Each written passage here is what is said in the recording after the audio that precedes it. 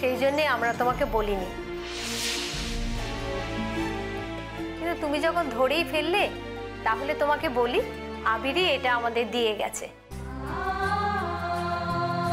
দামি পেন ও দিয়েছে শুনলে তুমি নাকি ওই পেন দিয়ে পরীক্ষা দেবে না, তাই ও আমাদের দিয়ে বলে গেছে তুমি যেন এই পেনটা দিয়েই পরীক্ষা দাও। এটা নাকি খুব লাকি পেন, এটাই ওর বিশ্বাস। এটা দিয়ে পরীক্ষা দিলে তোমার পরীক্ষা খুব ভালো হবে। দেখো, এসো, যাও যাও।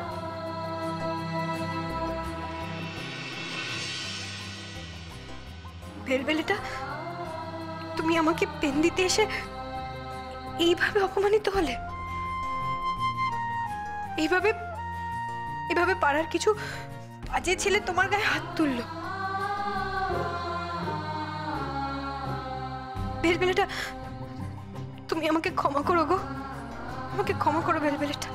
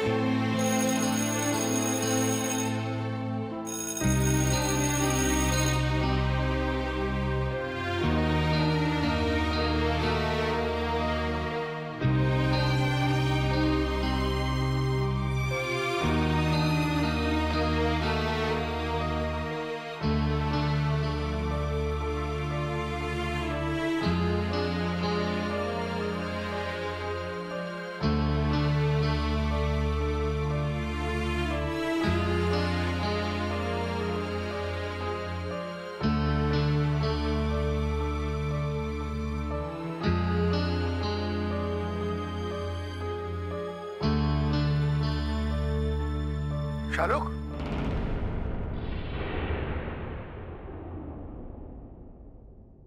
কেমন হলো পরীক্ষা মা?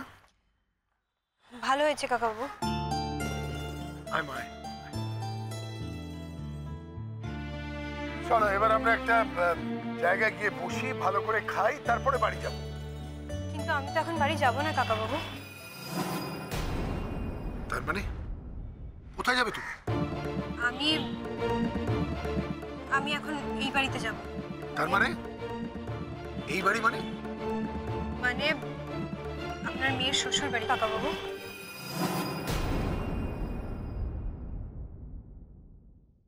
আমি অন্যভাবেই থাকবো কাকাবাবু, আপনি চিন্তা করবেন না। আপনার মেয়ের যাতে ক্ষতি হয় তেমন কোনো কাজ আমার দ্বারা হবে না। আমি তোমাকে সেই কথা বলিনি শালু, তুমি আমাকে বুঝতে ভুল করছো। আমি আপনাকে ভুল বুঝিনি কাকাবাবু, আমি শুধু আপনাকে নিশ্চিন্ত করলাম। এবার চলুন। আর যদি আপনার মনে হয় আপনি এখন যাবেন না, ঠিক আছে, আমি এগিয়ে যাচ্ছি। আমার মনটা বড় অস্থির হয়ে আছে কাকাবাবু। আজ সকালে ওর উপরে যে নির্যাতন হলো তার জন্য হয়তো অসুস্থ হয়ে পড়েছে। আমি জানি না যতক্ষণ আমি ওকে দেখতে পাবো আমার মনের এই অস্থিরতা কমবে না কাকাবাবু। ধন্যী তুমি মা, সত্যি ধন্যী। মাঝে মধ্যে আমি তোমাকে বুঝতেই পারি না, তবে এইটুকু বুঝেছি তুমি যখন ঠিক করেছো ওই বাড়িতে যাবে, তার মানে যাবে। তুমি কোনো কথায় তুমি ফিরিয়ে নেবে না। না কাকাবাবু, অন্তত ওর ব্যাপারে আমি কোনোদিনও আমার কোনো কথা ফেরাতে পারবো না। তাহলে আর কি, তুমি ওই বাড়ি থেকে 4 জনের কথা শুনবে, তার চেয়ে ভালো আমি তোমার সাথে যাই। আর অন্যায় যখন তুমি করনি আমি করেছি, তাহলে তার দায়িত্ব তো আমাকেই নিতে হবে। আর ভুল যদি আমি করে থাকি আমি সরি চেয়ে নেব। চলো আমি তোমাকে বাড়িতে পৌঁছে দিই, পৌঁছে দিয়ে তোমার আবিরের কাছে গিয়ে আমি ক্ষমা চাই, তারপরে ফিরব। আমি বলছি বলেই আপনাকে কিন্তু ক্ষমা চাইতে হবে না কাকাবাবু। আপনি তো আর সত্যি সত্যি মন থেকে ওকে ক্ষমা করতে পারেননি, কোনোদিনও পারবেনও না। তাই শুধু শুধু আমার কথায় সরি বলতে যাওয়ার দরকার নেই। কে বলেছে তোমাকে?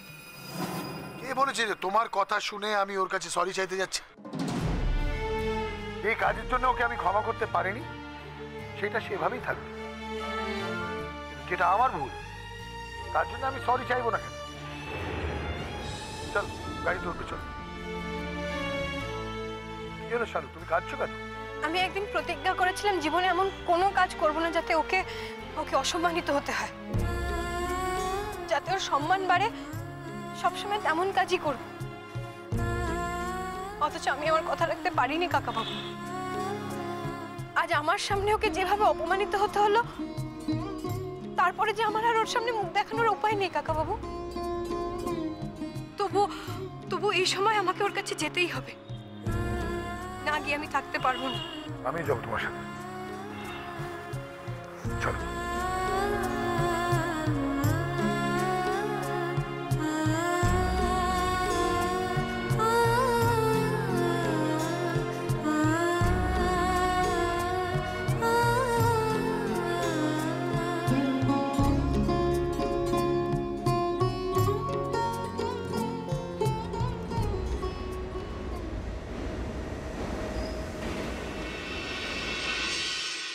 ছেলেটার কি হলো বুঝতে পারছি না।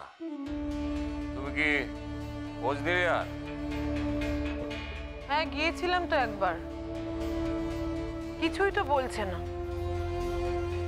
রাস্তাঘাটে কারোর সঙ্গে মারামারি করেছে কিনা সেটাও তো বুঝতে পারছি না। সারা গায়ে ধুলোবালি লেগেছিল, আবার কিছু কিছু জায়গায় তো কেটে ছড়ে রক্তও বেরোচ্ছিল। ওষুধ লাগাতে গেলাম, সেটাও লাগাতে দিচ্ছে না। তারপর আমি ঐশ্বর্যকে বসিয়ে এখানে এসেছি। রাস্তাঘাটে কোনো গন্ডগোল হয়েছে কিনা সেটা বলবি তো, না বললে বুঝবোটা কি করে? কি যে হয়েছে না আমার ছেলেটা কে জানে বাবা। না না, ওর চোখ মুখ দেখে কিন্তু আমার ভালো লাগেনি কমলিনী। বৌদি, একদিন কিন্তু তোমাদের ছেলে তোমাদের কাছে কিচ্ছু গোপন করতো না। এমন কোনো কথা ছিল না যেটা অন্তত তোমাকে বলতো না, মানে তুমি জানতে না। এমন কিছু ছিল না যেটা তোমাকে শেয়ার করতো না। কোনো কারণে নিজেকে হয়তো একটু একটু করে গুটিয়ে নিয়েছে। দেখো, ও যে শুধু আমাদের সঙ্গে শেয়ার করে না সেটা তো না, ও তো তোমাদের সঙ্গেও শেয়ার করে না, কিছুই বলে না। ইভেন তোমাকেও কিছু বলে না। সেটা কি তুমি কখনো খেয়াল করে দেখেছো? সেটা কি তোমার মনে হচ্ছে আমার দোষ? আমি ওকে শেয়ার করতে বারণ করেছি নাকি ও যখন শেয়ার করতে আসে আমি মন দিয়ে কথাগুলো শুনি না, নাকি আমি চাই না ও কথাগুলো শেয়ার করুক আমার সঙ্গে? কোনটা? বৌদি, কারণটা কি সেটা আমি কিন্তু বলতে পারবো না। আমি যারা চোখের সামনে দেখতে পাচ্ছি আমি সেটা বললাম। তুমি একটু ভেবে দেখো, আমার মনে হয় তুমি নিজেই বুঝতে পারবে কারণটা কি। তুমি যে কারণটা বুঝতে পারছো না বলছো, তোমার কেন মনে হচ্ছে সেই কারণটা আমি বুঝতে পারবো? বৌদি, আমি আবিরকে ভালোবাসি। আবির আমাদের বাড়ির ছেলে। আবির কি বলবো আমাকে, আবির সবচেয়ে ব্রিলিয়ান্ট ছেলে, সবচেয়ে রেসপন্সিবল ছেলে। কিন্তু দিনের পর দিন ও কিরকম একটা হয়ে যাচ্ছে, এটা দেখে আমার কিছুতেই ভালো লাগছে না। আমি জানি ফাইনালি তো তোমাদেরই ছেলে, তো আমি যা সব কিছু বলছি এগুলোতে তো তোমাদের কিছুই যায় আসবে না।